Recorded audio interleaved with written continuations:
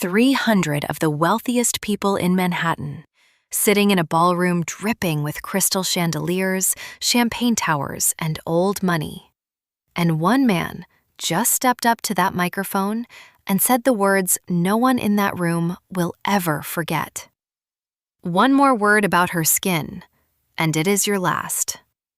The man speaking was a Korean Mafia boss, tattoos crawling up his neck, dragons, waves, ancient symbols, a black ruby ring on his finger, a suit tailored in Milan, and eyes that had watched men disappear and never lost a second of sleep over it.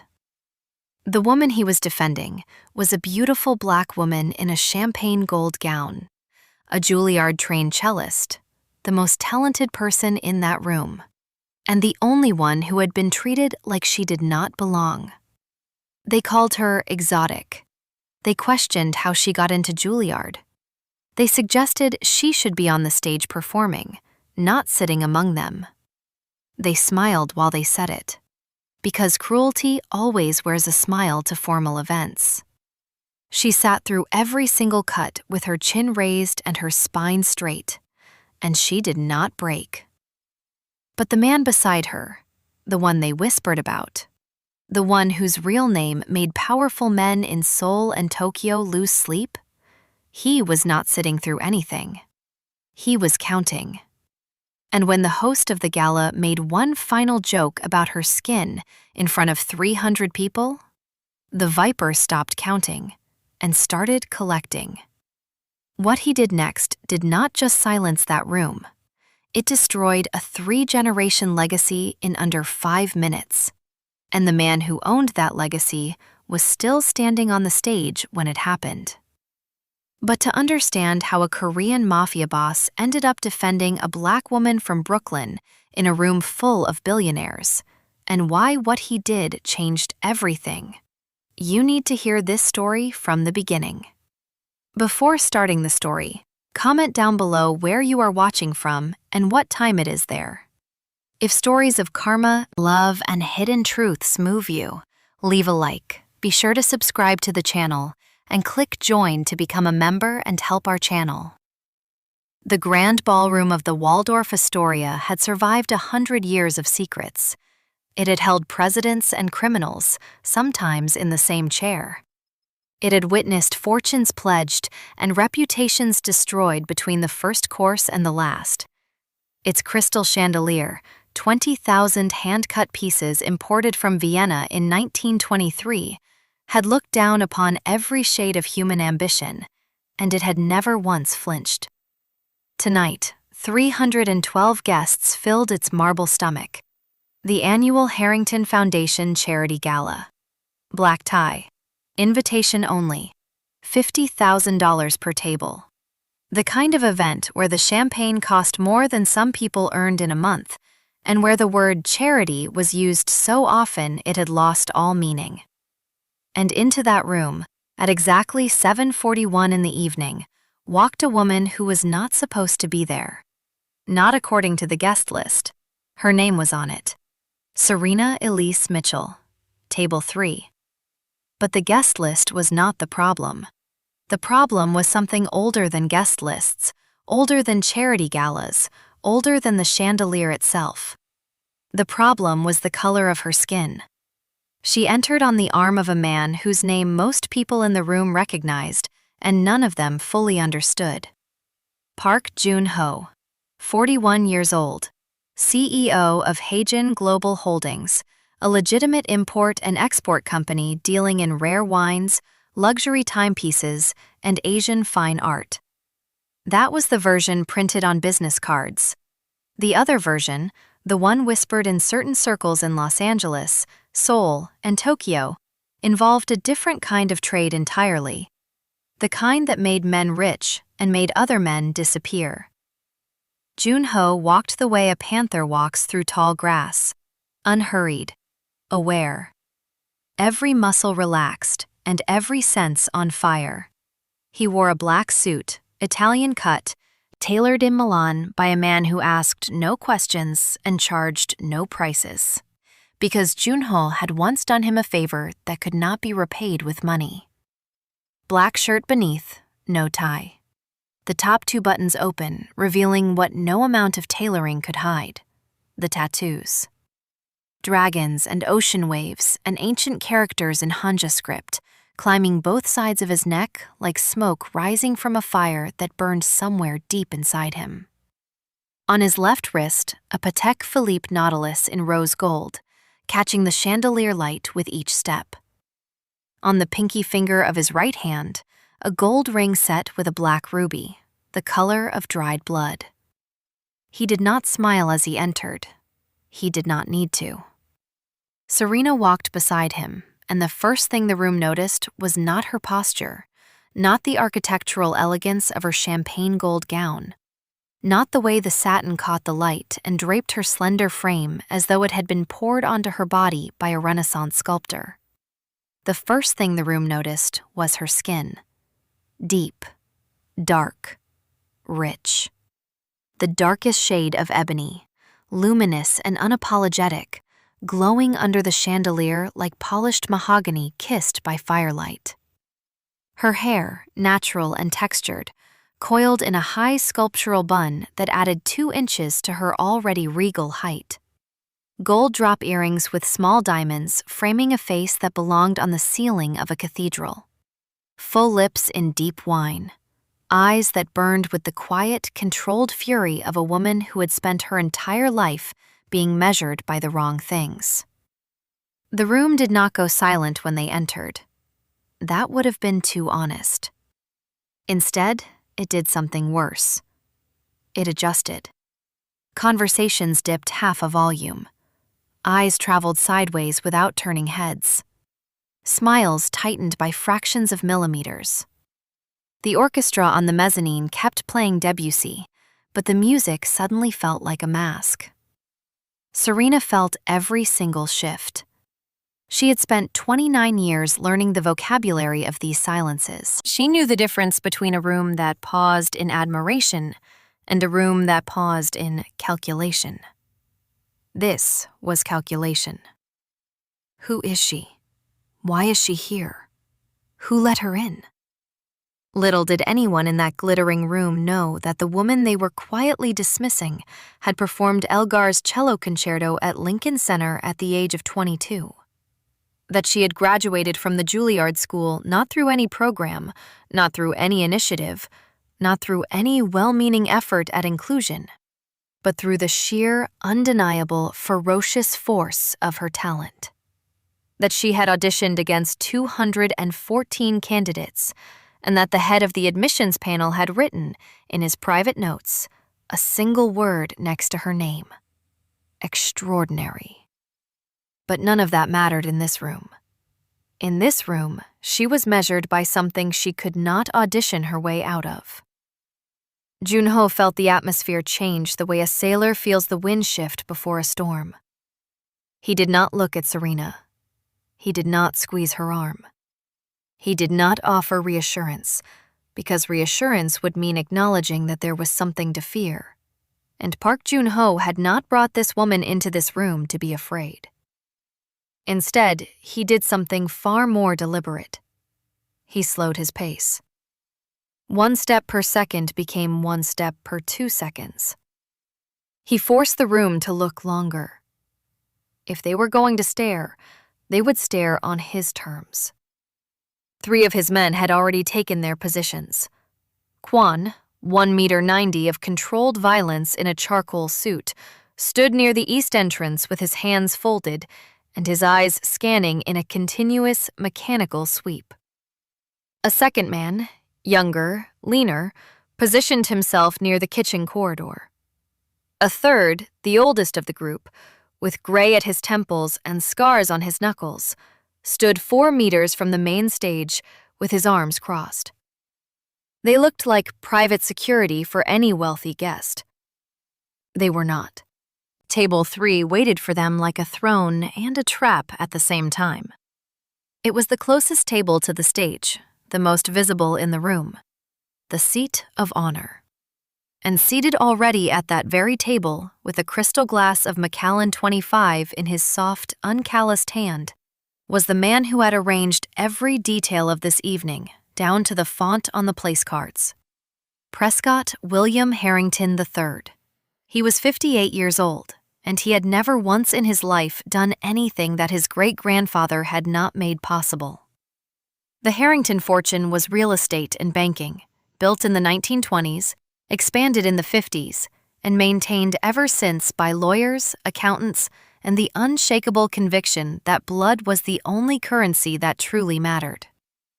Prescott administered not the money, but the image. He was the face at galas, the name on museum wings, the signature on donation checks that were always large enough to photograph and never large enough to hurt. He sat with the posture of a man who owned the room because his name was on the invitation. His tuxedo was classic black with satin lapels. His shirt was white and starched to the rigidity of armor. His bow tie was perfectly symmetrical. A white silk pocket square bloomed from his breast pocket like a surrender flag that had never been used. Gold cufflinks bearing the Harrington family crest caught the light each time he raised his glass, which was often. Beside him sat Caroline Ann Whitmore, 52, wife of Senator James Whitmore of Connecticut. Her smile was wide and constant and reached absolutely nowhere near her eyes. Her blonde hair, platinum and precise, was pulled into a low chignon that looked less like a hairstyle and more like an architectural decision. Her navy blue gown was haute couture, long-sleeved with lace overlay, conservative in cut and devastating in cost. A triple strand of pearls circled her throat. Pearl and diamond earrings hung from her lobes. Her clutch, rectangular navy velvet with a silver clasp, sat on the table like a small, expensive coffin. And then there was Chad, Charles Beaumont IV, whom no one had ever called Charles because Chad was easier to yell across a polo field. 34 years old, son of an oil magnate from Houston. He had the body of a man who went to the gym for the mirror, not the discipline. Blonde, square jaw, artificially tanned, teeth so white they looked like they had been installed rather than grown. Green eyes with nothing behind them. He wore a dark blue slim-fit suit, white shirt open to the third button, as if the room needed to see his chest, no tie, an Audemars Piguet Royal Oak on his wrist, and a glass of champagne in his hand that was never empty because he never noticed when the waiters refilled it. Chad was the kind of man who had been born on third base and spent his entire life telling people he had hit a triple. Junho reached the table. He pulled out Serena's chair before she could reach for it. Not because she could not do it herself, because he wanted every person watching to see that he treated her with a reverence that had nothing to do with ownership and everything to do with respect. Serena sat, back straight, chin level, hands folded on the white linen tablecloth. The thin gold bracelet on her right wrist caught the light, and the inscription in Korean faced upward, though no one at the table could read it. Prescott Harrington leaned forward, the whiskey tilting gently in his glass, his small blue eyes moving from Junho to Serena and back again with the leisurely assessment of a man browsing an auction catalog. "Ah, Mr. Park. Always a pleasure. I see you've brought company." The pause before company lasted exactly half a second longer than it should have. It was a surgeon's cut. Precise, intentional, designed to wound without leaving a visible mark. Junho took Prescott's extended hand without sitting down. He squeezed. Not enough to cause pain, enough to communicate that pain was available if needed. He smiled with his lips. His eyes remained exactly what they always were. 2 dark windows into a room where mercy was not stored. "Serena Mitchell," Junho said. His voice was calm, measured, and carried the quiet authority of a man who never repeated himself. Violoncellist, Juilliard graduate, one of the finest musicians I have ever had the privilege of hearing. He did not say my girlfriend. He did not say my date. He did not say my companion. He said who she was, what she had earned, what she had built with her own hands on the strings of an instrument that did not care about the color of the hands that played it. Prescott's eyebrows rose by precisely 2 millimeters, the universal expression of a man pretending to be impressed while privately deciding he was not. Juilliard. How lovely. He turned his gaze to Serena with a smile that was all teeth and no warmth. They've been doing wonderful work with their diversity initiatives, haven't they? The sentence landed on the table like acid poured slowly onto silk. It did not burn immediately. It soaked in. It spread. And by the time you noticed the damage, the fabric was already gone. Serena felt the heat rise through her neck. Not shame. Never shame. Something hotter. Something with teeth. But she had spent 17 years learning to turn that heat into ice. And so she looked at Prescott Harrington III with the same expression she used when a string went out of tune during a performance. Professional irritation. I got in on merit, she said. Her voice was level, controlled. A perfect horizontal line drawn across the chaos beneath it. But thank you for the curiosity. Caroline Whitmore, who had been watching the exchange with the focused attention of a vulture circling something that was not yet dead, let out a small laugh behind her champagne glass. It was the kind of laugh that was not a laugh at all. It was a verdict. What none of them knew, what not a single soul in that glittering, perfumed, self-congratulating room could have possibly known, was that Park Joon-ho had arrived at this gala with more than a beautiful woman on his arm. He had arrived with a plan that had been set in motion 6 weeks earlier, that involved 14 phone calls, 3 offshore accounts, 2 corporate attorneys in Delaware, and a single, devastating acquisition that would be finalized before dessert was served. The Viper had not come to attend the gala. He had come to end an empire. And the empire did not even know it was already dead. The first hour moved the way all first hours move at events designed for people who have too much money and not enough honesty. Slowly, deliberately, with the careful choreography of a ballroom dance where everyone knows the steps and no one means a single one of them. Serena navigated the room the way a soldier navigates a minefield while wearing heels. Every interaction was a test. Every introduction, a tribunal. Every smile aimed in her direction carried a second meaning tucked behind it, like a blade hidden inside a bouquet of flowers. A woman in emeralds approached her near the champagne station. She was perhaps 60, with the kind of face that had been lifted so many times it had lost its original architecture. Her name was something hyphenated and forgettable. She held Serena's hand a moment too long and tilted her head at an angle that suggested fascination and condescension in equal measure. "Where are you from, dear?" The question arrived gift-wrapped in politeness, but Serena could smell the real question underneath it. She had been smelling it her entire life. It was not about geography. It was about justification. Explain yourself. Account for your presence. Provide the paperwork that proves you deserve to breathe the same air.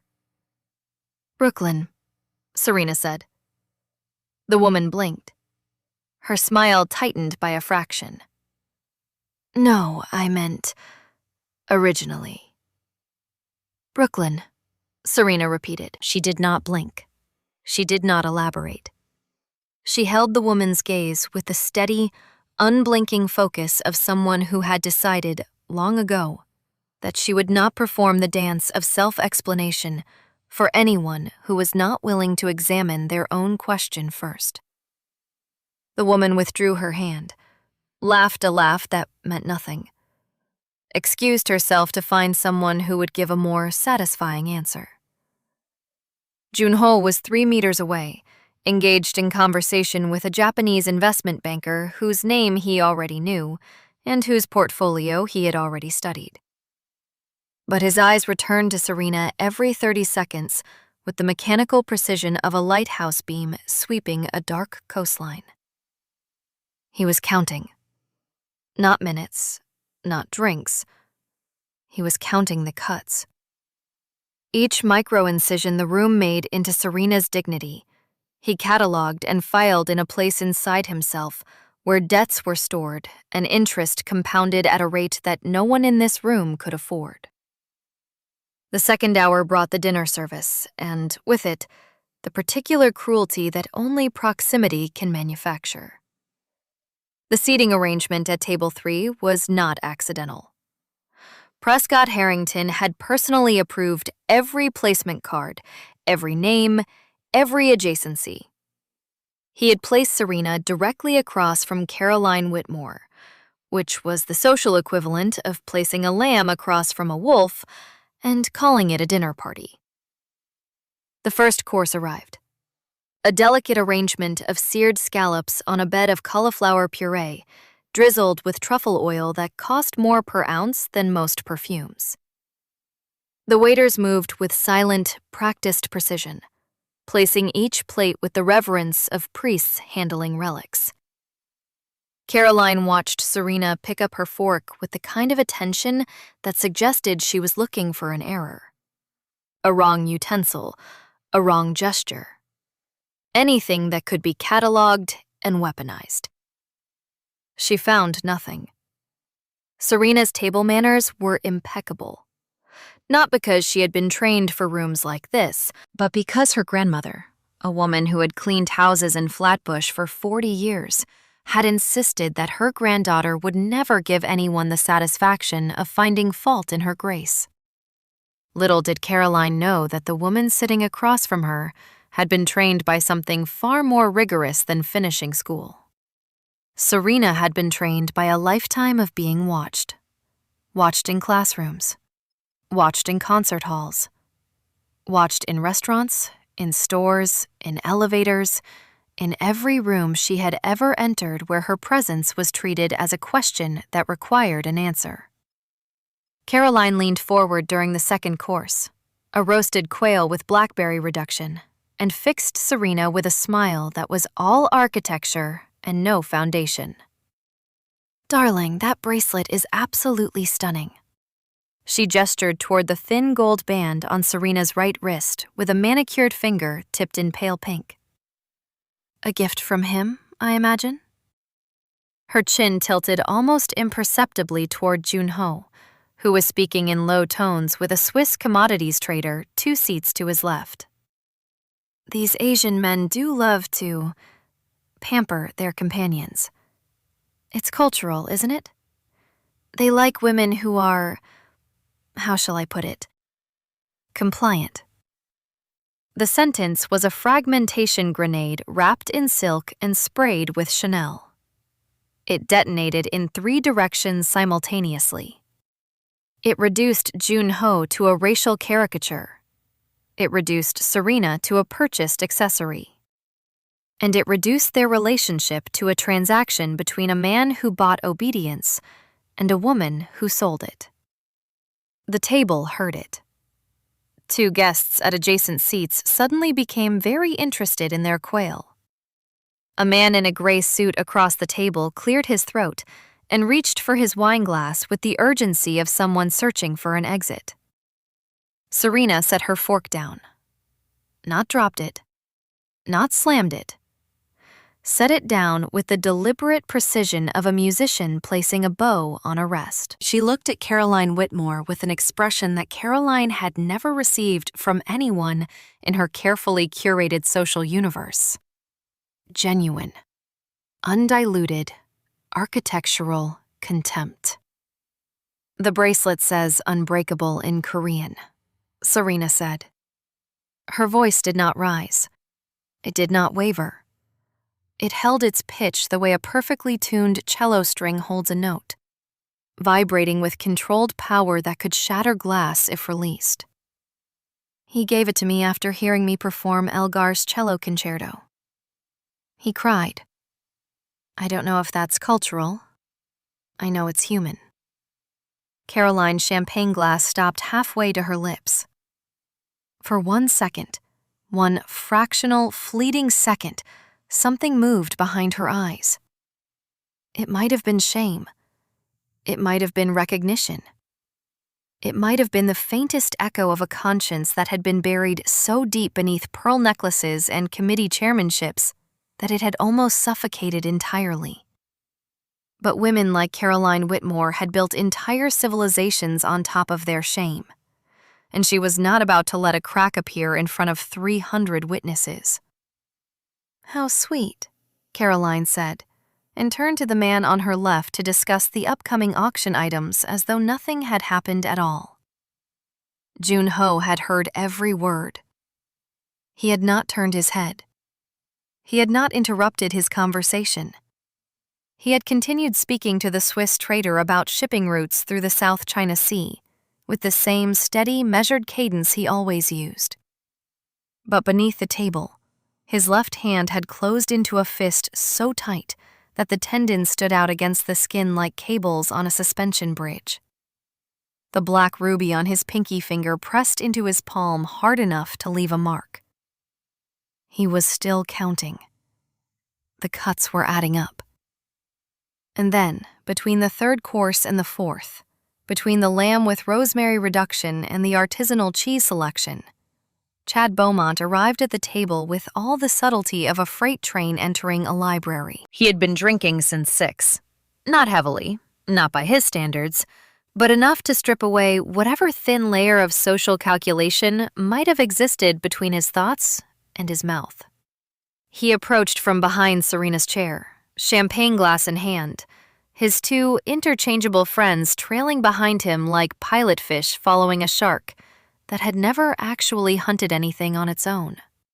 He leaned on the back of an empty chair, his body angled toward Serena with the lazy, proprietary confidence of a man who had never been told that his proximity was unwelcome. "So," Chad said, his green eyes traveling down Serena's body with the shameless inventory of a man appraising livestock at a county fair. "You're the girl with the Chinese guy?"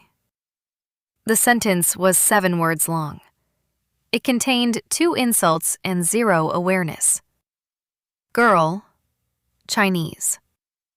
1 word reduced a Juilliard-trained musician to a possession. The other erased the nationality, history, and identity of a man who could have had Chad Beaumont removed from this room, this city, and this life with a single phone call.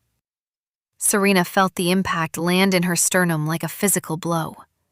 Not because it was clever, because it was so ordinary, so casual, so utterly unremarkable in its cruelty. Chad Beaumont had not even tried to be original. He had simply reached into the shallow, stagnant pool of assumptions he had been swimming in since birth and pulled out the first thing his hand touched. Before she could form a response, a shadow moved in her peripheral vision. Kwon, who had been standing 11 meters away near the east wall, took 1 step forward. His right hand moved toward the inside of his jacket with the instinctive, practiced motion of a man whose body had been trained to respond to threats before his brain had finished identifying them. Jun-ho raised a single finger, his left index finger. He did not look at Kwon. He did not turn his head.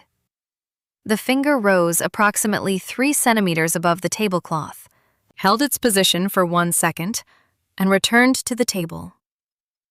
Kwon stopped. His hand returned to his side. His face showed nothing, but his eyes locked onto Chad Beaumont with the focused, unblinking attention of a predator that had been told to wait but not to forget. Junho turned to Chad with the slow, economical movement of a man who does not waste energy on things that do not deserve it. His dark eyes settled on Chad's face the way a surgeon's gaze settles on a tumor. "Korean," Junho said. His voice was quiet. Not soft. There is a difference. Soft is gentle. Quiet is what happens before an avalanche. And she is not anyone's girl. She has a name.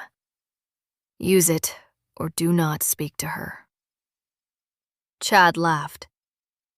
It was the laugh of a man who had spent 34 years being insulated from consequences by his father's checkbook, his family's lawyers, and the invisible armor of a world built to protect men who looked exactly like him. It was the laugh of a man who did not recognize danger because he had never met it without a safety net beneath him. "Hey, easy there, buddy. It's a compliment. She's exotic. People like her don't usually get into places like this, if you know what I mean." What Chad Beaumont did not know, what his privilege had made it structurally impossible for him to know, was that the man sitting in front of him had killed his first man at the age of 17 in an alley behind a fish market in Busan. That he had built a criminal empire across 3 countries before the age of 30. That he had once sat across from a rival syndicate leader in Seoul and smiled for 45 minutes while his men dismantled the man's entire operation outside. And that when the meeting ended, Junho had stood, buttoned his jacket, and said only, "Thank you for the tea." The silence that followed Chad's words was not the silence of shock. It was the silence of a room recalculating. The guests nearby who had overheard suddenly became fascinated by their bread plates. A waiter who had been approaching with a bottle of Bordeaux reversed course so smoothly it looked choreographed. Junho looked at Chad for 3 seconds. 3 full seconds. In those 3 seconds, his face showed absolutely nothing. No anger, no amusement, no contempt. Nothing. And it was the nothing that made Chad's smile falter for the first time. Because humans are wired to read faces, and a face that shows nothing is a face that has decided something that cannot be undone. "I understand perfectly," Junho said. "Perfectly." Chad swallowed. Not from fear, not consciously, but from something older than consciousness, something buried in the lizard brain that evolution had installed specifically to recognize apex predators. He manufactured a laugh that convinced no one, least of all himself, and retreated into the crowd with his 2 interchangeable companions. Serena's fingers found the bracelet on her wrist. She turned it slowly, feeling the engraved Korean characters press against her fingertip. Unbreakable. She inhaled through her nose, held it for 4 counts, exhaled through her mouth. The technique she used before every performance. The technique that turned terror into focus and pain into precision. She looked at Junho. He was already looking at her. His expression had not changed, but something in his eyes had shifted. Something cold had moved behind them, like a glacier calving in the deep dark of an Arctic night. He was no longer counting cuts. He was calculating consequences. And the room, draped in crystal and silk and the ancient, perfumed arrogance of inherited wealth, had absolutely no idea that the most dangerous man it had ever contained had just moved from observation to execution. The dessert had not yet been served, and the evening's true course had not yet begun. The dessert arrived at 10:15. Creme brulee. Individual porcelain ramekins with a caramelized sugar crust, so perfectly torched that each one looked like a tiny amber mirror, reflecting the chandelier above. The waiters placed them with the same silent reverence they had maintained all evening. Each ramekin centered on each plate with millimetric precision, as though the alignment of dessert could somehow compensate for the misalignment of everything else that had happened at table 3. Serena did not touch hers. She sat with her hands folded on the white linen, her posture unchanged, her chin at the same level it had been since the moment she sat down. But something had shifted behind her eyes. The fire that had been burning there all evening had not gone out. It had done something worse. It had turned inward. It was consuming the walls she had spent a lifetime building, and she could feel them thinning with every breath. Junho noticed. He noticed the way her right thumb pressed against the inside of her left wrist, just above the bracelet.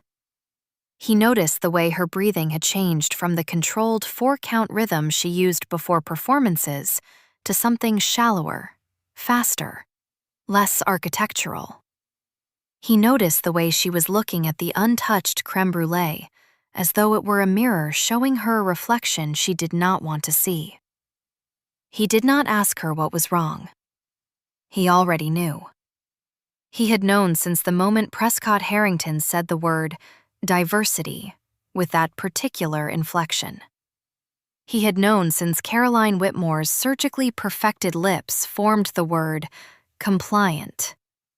He had known since Chad Beaumont's empty green eyes traveled down Serena's body, as though she were an item on a menu he had not ordered, but might sample anyway. What Junho did, instead of asking, was something so small that no one at the table registered it. He moved his left hand beneath the tablecloth and placed it, open and warm, on the chair beside Serena's thigh. Not touching her, not grabbing her, simply there, available. A silent architecture of presence that said, without words, without gesture, without performance, I am here. I see it. I see all of it. And it ends tonight. Serena felt the warmth of his hand near hers. She did not take it. She did not need to.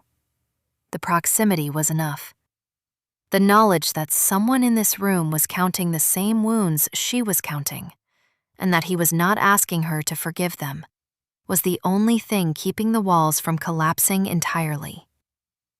At 10:27, Prescott Harrington III rose from his chair, adjusted his bow tie with the practiced vanity of a man who had been adjusting bow ties in mirrors since the age of 12, and walked to the stage. The spotlight found him immediately. It always did. The stage at the north end of the ballroom was elevated by 3 steps, flanked by arrangements of white orchids and draped in navy blue fabric embroidered with the Harrington family crest in silver thread. A podium stood at center stage with a microphone already adjusted to Prescott's height, because Prescott's height had been measured and communicated to the audio technician 3 days in advance. He tapped the microphone once. The room quieted. Not because Prescott commanded silence with his presence, but because the room had been trained, over decades of these galas, to perform attention at the appropriate moments. Good evening, ladies and gentlemen. Welcome once again to the annual Harrington Foundation Charity Gala. Applause. Measured. Choreographed. The sound of 300 pairs of hands clapping in the key of obligation. Prescott smiled. It was the smile of a man who believed, with every fiber of his being, that the room loved him. What he did not understand, what men like Prescott Harrington never understand, is that the room did not love him. The room loved his money. The room loved his name. The room loved the proximity to a legacy that made their own legacies feel more legitimate. Prescott himself was merely the delivery mechanism, and delivery mechanisms are replaced the moment something more efficient arrives. He launched into the charity auction with the rehearsed enthusiasm of a man who had given this same speech, with minor variations, for the past 19 years. A painting by an emerging artist from Tribeca. Opening bid, $15,000. Sold for $22,000. A week on a private yacht in the Mediterranean. Opening bid, $40,000. Sold for $61,000. A private dinner with a Michelin-starred chef. Opening bid, $10,000. Sold for $18,000. Each sale punctuated by applause. Each applause punctuated by the quiet clink of champagne glasses and the softer, more insidious sound of self-congratulation. Junho watched from table 3. His creme brulee sat untouched, a twin to Serena's. His water glass was half full. His posture had not changed all evening, the same controlled, feline stillness that made it impossible to tell whether he was relaxed or coiled. But beneath the table, his left hand had moved from the chair to his pocket, where his phone rested with its screen dark and its notifications silenced. At 9:47, 30 minutes before dessert, a message had arrived from his attorney in Delaware.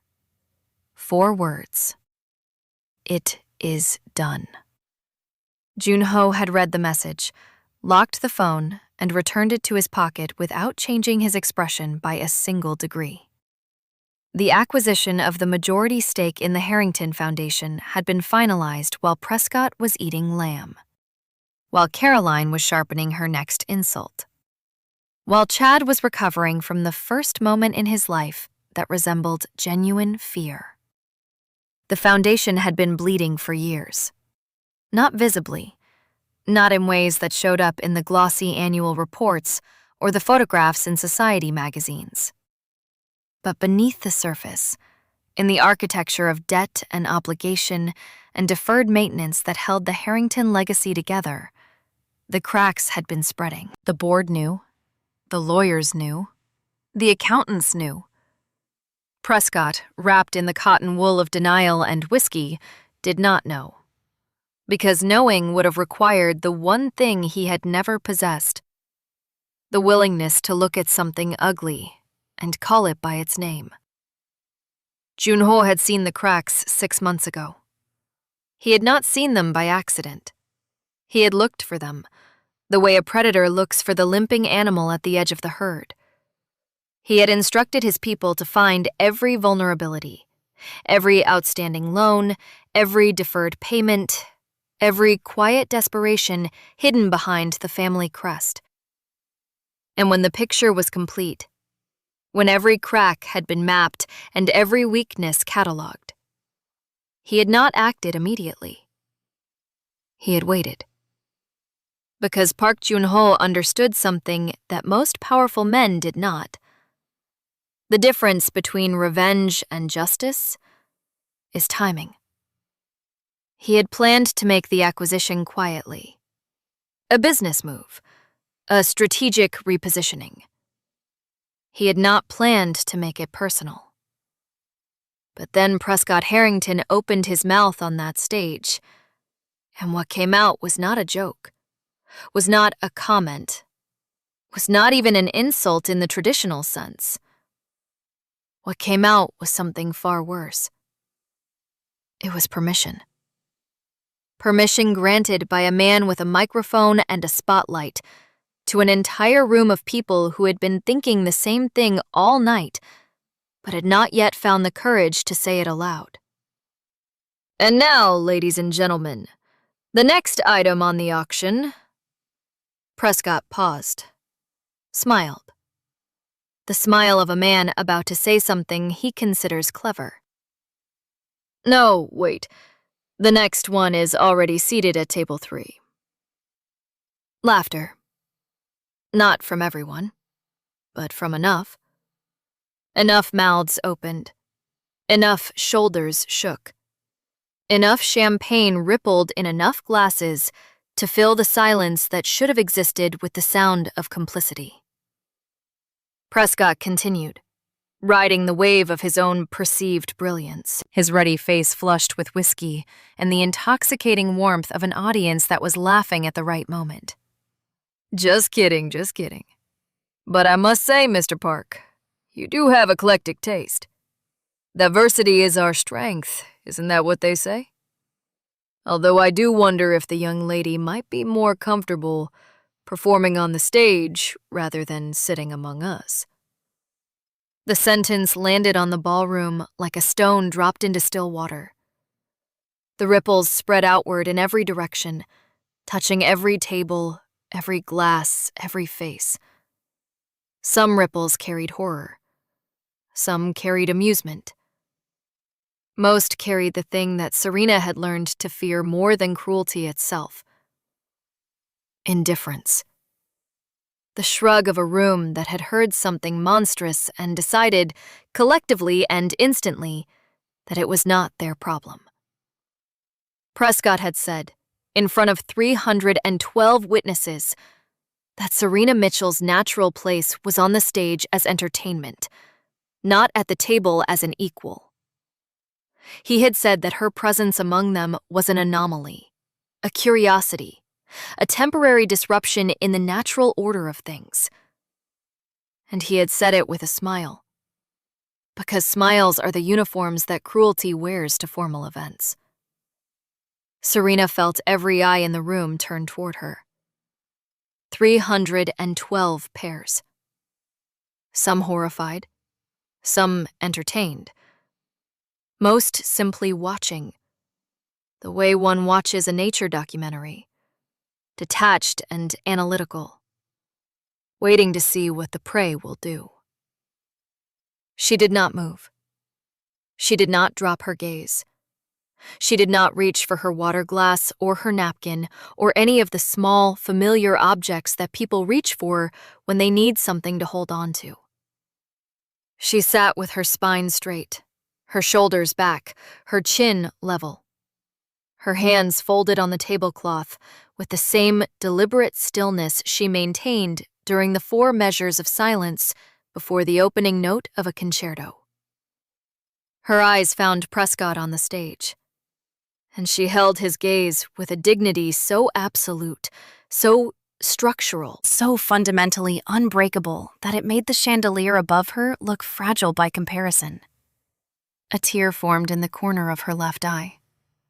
It gathered at the edge of her lash line, trembling, catching a light like a tiny diamond balanced on the edge of a cliff. She did not let it fall. She would not give them that. She would not give this room, this man, this moment, the satisfaction of her pain made visible. The tear held its position, suspended between gravity and will. And will won. What no one in that room could see, what no camera could capture and no witness could testify to, was the war being fought inside her. The exhaustion. The weight of 29 years of rooms like this one, of comments like this one, of smiles like this one. The cumulative, compounding, crushing weight of being measured, always and forever, by something she did not choose and would not change. Not because she could not, but because it was hers, and it was beautiful, and the world's inability to see that beauty was the world's failure, not hers. Beside her, Park Joon-ho placed his napkin on the table. The gesture was small, a square of white linen, folded once, placed to the left of his untouched dessert. It could have meant anything. A man finished with dinner, a man preparing to excuse himself, a man adjusting his place setting. But Kwan saw it, and Kwan's posture changed.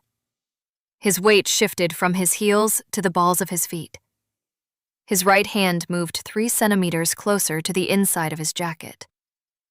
His eyes locked onto Joon-ho with the absolute, unwavering focus of a soldier receiving orders. The second man, near the kitchen corridor, touched his earpiece and murmured 2 syllables in Korean. The third man, near the stage, uncrossed his arms. Junho stood. He rose from his chair with the specific velocity of a man who has calculated exactly how fast he needs to move to achieve the maximum effect. Not fast enough to suggest urgency. Not slow enough to suggest hesitation. The exact speed of inevitability. The speed of a verdict being delivered. The speed of a door being closed that will never open again. He buttoned his jacket. A single button. The middle one. The gesture pulled the fabric taut across his shoulders and chest, and the tattoos on his neck seemed to shift and breathe with the movement. The dragons coiling, the waves cresting, the ancient characters rearranging themselves into a sentence that only Junho could read. He walked toward the stage. Each step echoed in the silence that had settled over the ballroom like a velvet shroud. The orchestra had stopped playing. The waiters had frozen mid-stride. 312 people held their breath simultaneously, and the collective absence of exhalation created a vacuum in the room, a negative space that Junho filled with nothing but his presence and the sound of his Oxford shoes striking marble. Prescott watched him approach. The smile on his face underwent a transformation that happened in real time, visible to everyone in the room. Confidence became confusion. Confusion became uncertainty. Uncertainty became something that Prescott Harrington III had never felt in his 58 years of cushioned existence. Fear. Junho stopped at the foot of the stage. 3 steps separated them. Prescott stood above him, elevated by architecture, by name, by 3 generations of accumulated privilege. The dynamic should have favored the man on the stage, the higher ground, the microphone, the spotlight. It did not. From where Junho stood, looking up at Prescott with those dark, unreadable eyes, the 3 steps between them might as well have been a cliff that Prescott was standing on the edge of. And Junho was not climbing up. He was waiting for Prescott to fall. The silence in the grand ballroom had weight. It pressed down on every shoulder, settled into every chest, wrapped itself around every throat like an invisible hand tightening its grip 1 millimeter at a time. 312 people sat in their chairs as though the chairs had grown arms and were holding them in place. No one reached for a glass. No one adjusted a napkin. No one breathed loudly enough to be heard.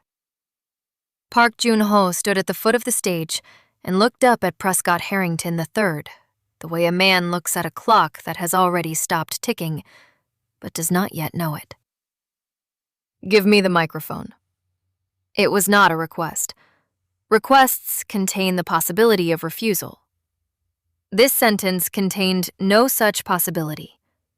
It was a statement of what was about to happen, delivered in a voice so calm, so measured, so utterly devoid of emotion that it bypassed the rational mind entirely and spoke directly to the survival instinct buried at the base of the human brainstem. Prescott's fingers tightened around the microphone. His eyes darted to the left, then to the right, scanning the room for an ally, a security guard, a board member, anyone whose face might say, "You do not have to do this." He found nothing. Every face in the room was watching him the way an audience watches the final act of a play they cannot leave. He handed over the microphone.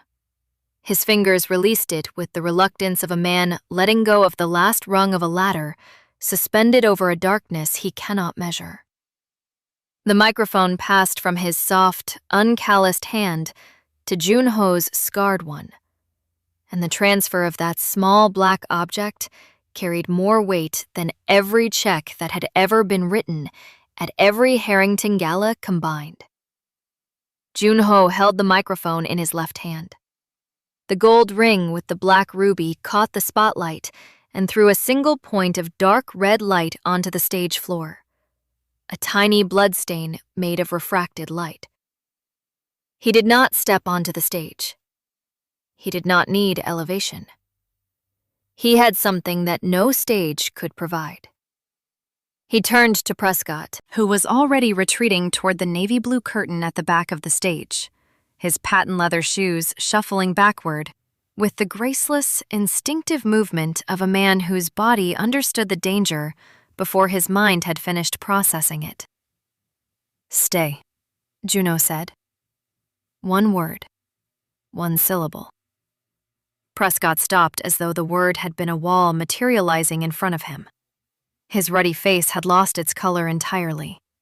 What remained was the gray, bloodless pallor of a man who has just discovered that the ground beneath his feet belongs to someone else. Juno turned to the ballroom. "Good evening." The voice was calm, almost warm, amplified by the microphone, but restrained in volume, as though he were having a private conversation that 300 people happened to be overhearing. "My name is Park Jun-ho. Many of you know me. Some of you do business with me. Others do business with me without knowing it. I will not take much of your time." He paused. His eyes found Serena across the room. She was sitting at table 3, exactly as she had been sitting all evening, spine erect, chin level, hands folded. But her eyes were different now. They were not burning with restrained fury. They were wide, alert, uncertain, because she did not know what was coming. And Park Jun-ho had never once given her reason to doubt him. But she had also never seen him stand in front of 300 people with a microphone in his hand, and that particular absence of expression on his face. "I brought someone with me tonight," Jun-ho continued. "Serena Mitchell, violoncellist, graduated from the Juilliard School, not through diversity, not through a quota, not through a special program designed to make institutions feel better about themselves. Through merit. Through the kind of talent that makes an entire concert hall stop breathing." He turned to Prescott. The older man flinched, a small, involuntary contraction of the shoulders, the body's confession of what the mouth refused to say. "You suggested she should be on this stage performing rather than seated among you, as though her place were to serve, as though she were here by accident, as though the color of her skin were an error in your dress code." The word skin detonated in the silence like a depth charge. It sank through the layers of politeness, through the champagne and the crystal and the white linen and the silver cutlery, and it exploded at the bottom, in the place where the truth lived, in the place that every person in this room had agreed through decades of silent consensus never to visit. Prescott opened his mouth. His lips moved. No sound emerged. His jaw worked the way a fish's jaw works when it has been pulled from the water, opening and closing around nothing, producing nothing, because there was nothing to produce. Every sentence he had ever used to defend himself required an audience that was willing to believe him, and that audience had evaporated. Jun-ho took one step toward him, a single step.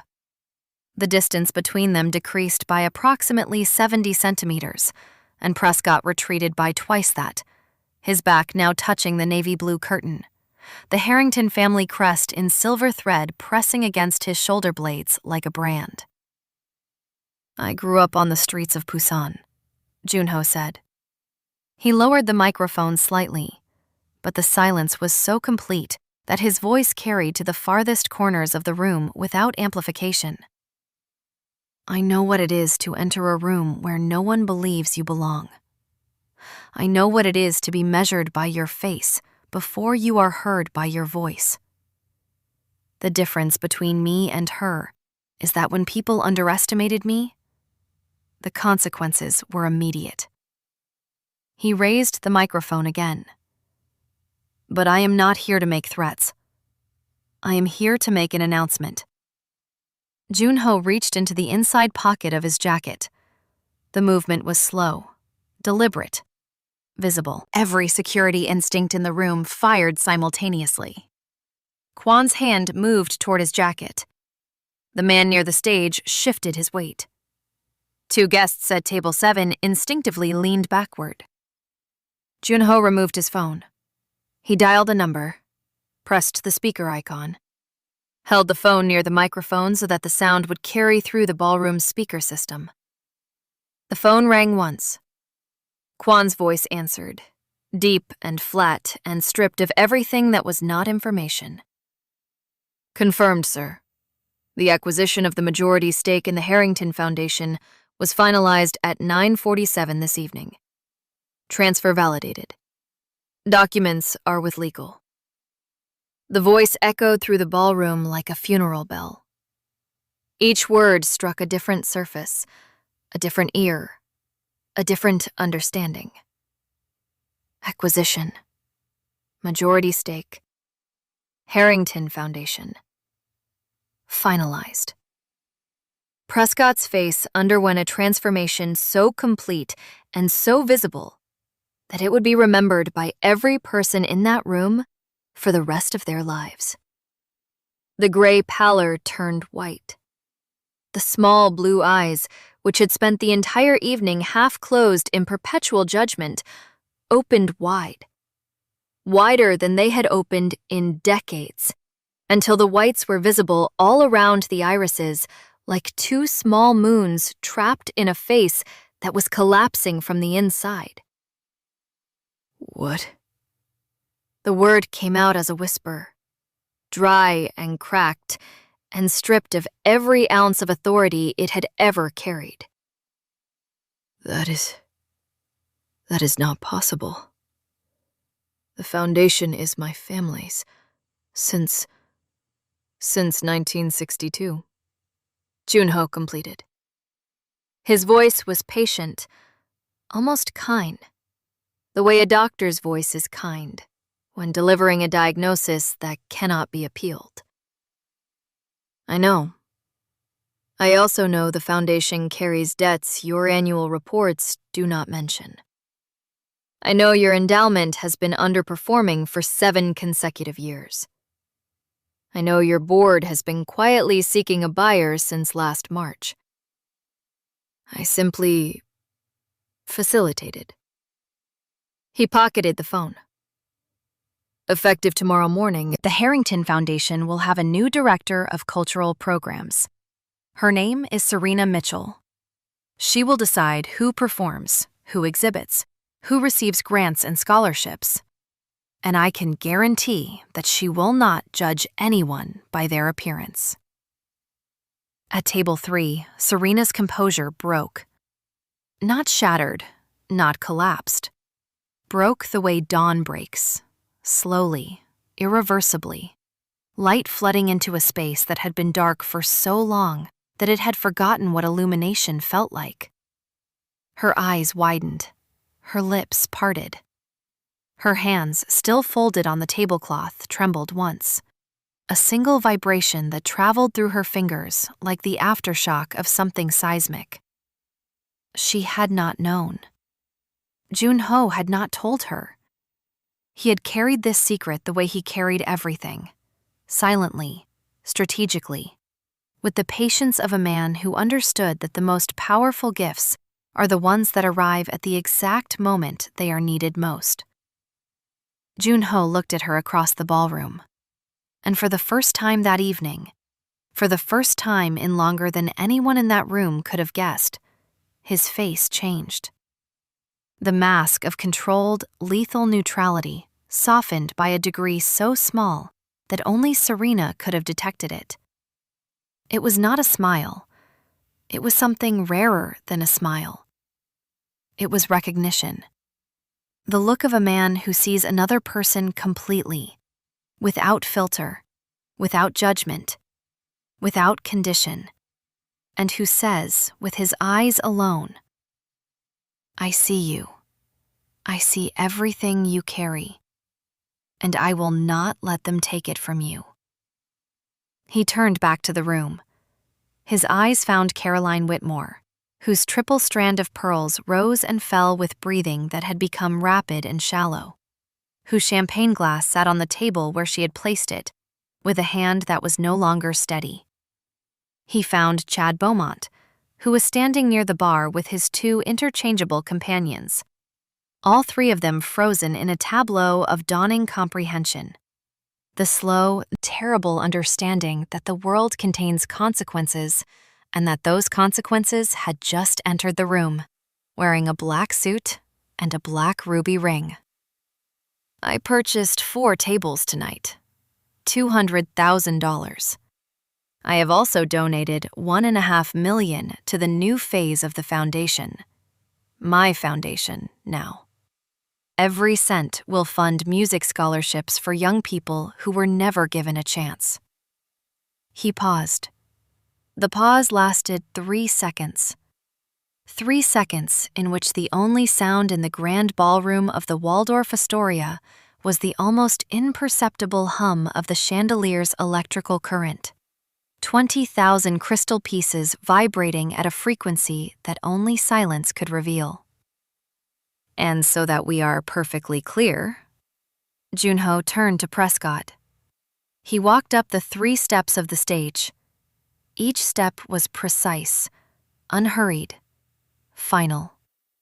He stood in front of Prescott Harrington III, close enough that the older man could see every line of every tattoo on Junho's neck, every scale on every dragon, every crest on every wave, every character in every ancient word that had been inscribed on his skin as a permanent record of where he came from and what he had survived to become.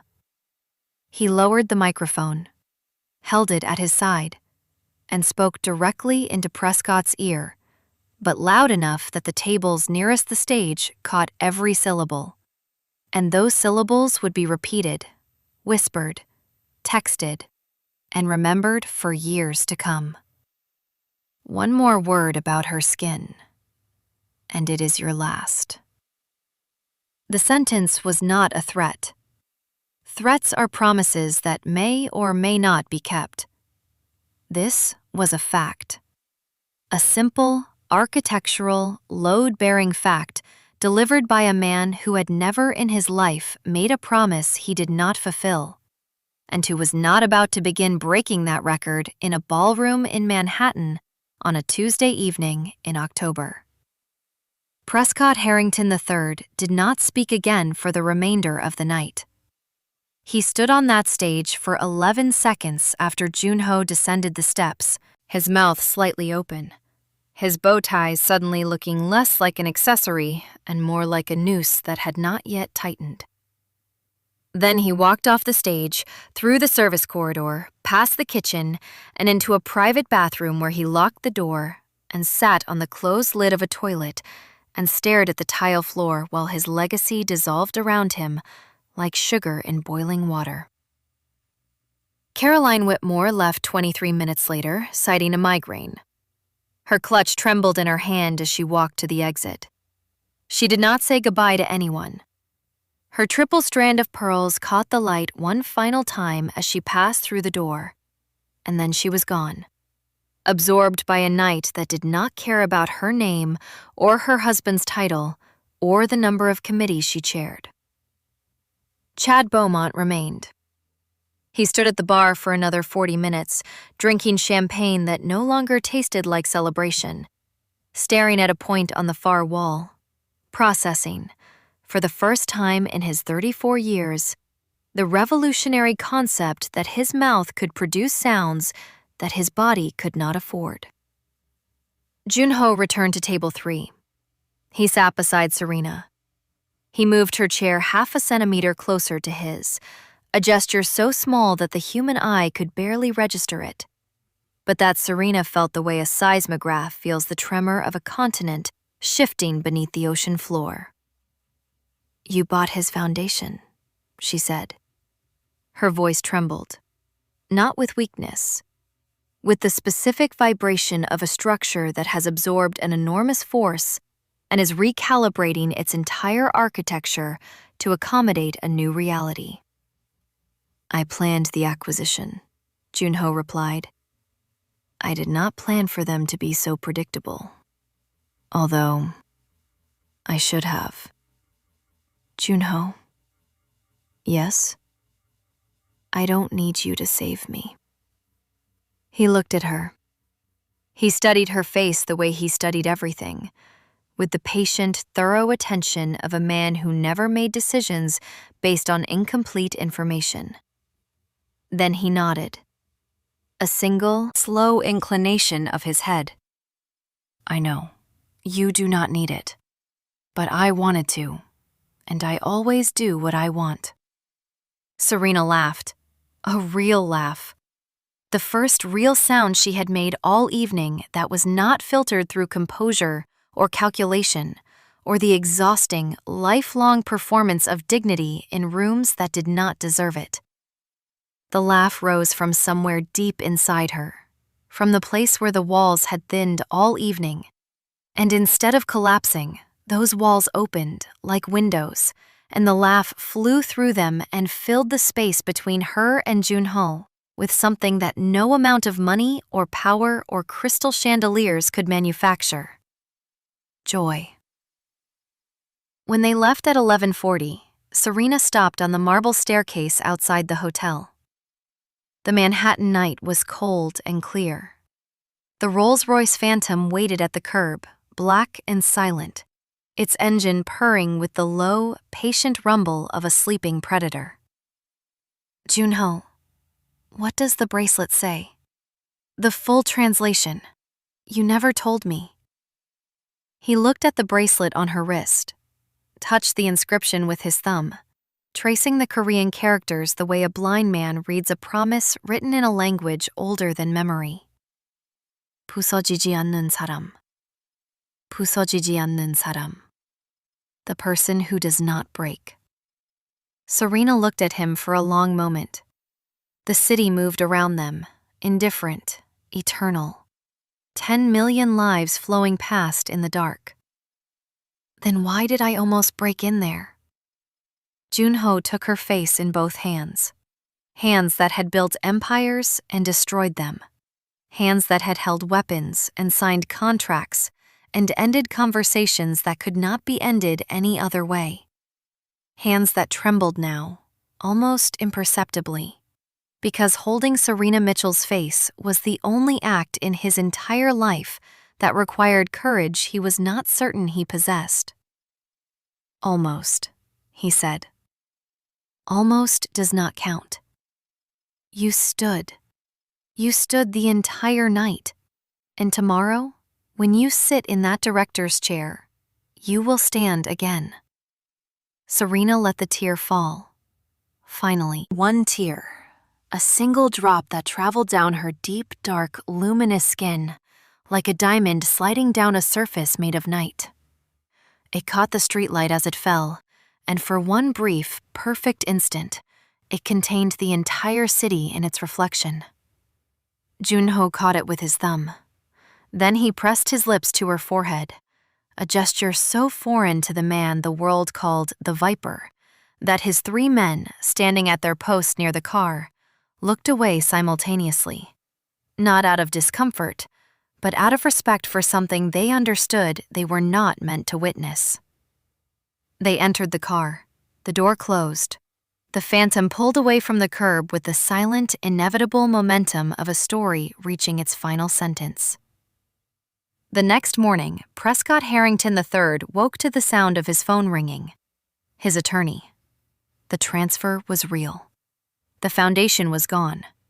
3 generations of name, prestige, and carefully curated legacy had been purchased by an orphan from Busan with dragons tattooed on his neck and a woman from Brooklyn seated at his side.